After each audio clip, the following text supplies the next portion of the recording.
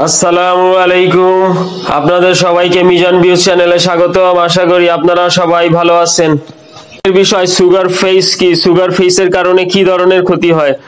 মিষ্টি জাতীয় খাবারের প্রতি কম বেশি আমাদের সবারই আসক্তি আছে, কিন্তু সুগার ফেস বা মিষ্টিমুখ কথাটি বেশি চিনি খাওয়ার ফলস্বরূপ চেহারার দুরবস্থার কথা বোঝাতে ব্যবহৃত হয়।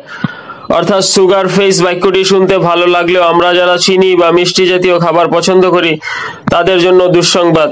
আমরা যে চিনি খাই তার রাসায়নিক নাম হলো সুক্রোজ। চিনি হলো সুক্রোজ, যা দুটি শর্করা গ্লুকোজ এবং ফ্রুক্টোজ দিয়ে তৈরি। আখ, sugar beet, sugar maple sap, খেজুর, মধু, সমস্ত সবুজ উদ্ভিদ, ফলমূল ইত্যাদিতে প্রাকৃতিকভাবে সুক্রোজ পাওয়া যায়। বাণিজ্যিকভাবে সুক্রোজ উৎপাদন করা হয় আখ এবং চিনির বিট থেকে।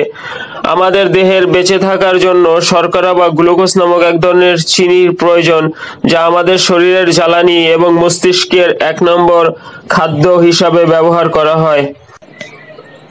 সহজে প্রাপ্ত কার্বোহাইড্রেট যেমন পরিশোধিত চিনি, সাদা রুটি এবং সোডা আমাদের শরীরে ইনসুলিনের মাত্রা বাড়ায়, যা সারা শরীরে প্রদাহ সৃষ্টি করে।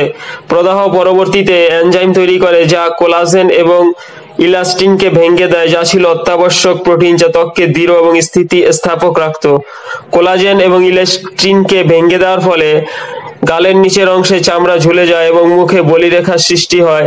মুখে বিভিন্ন রকম গোল গোল রঙিন দাগ বা হাইপারপিগমেন্টেশনের সৃষ্টি হয়। বার্ধক্য প্রক্রিয়াকে ত্বরান্বিত করে, অর্থাৎ দ্রুত মুখে বয়সের ছাপ ভেসে ওঠে। মুখে ব্রণ সৃষ্টি হয়। ত্বকের পৃষ্ঠে শক্ত এবং তেলতেলে দেখায়।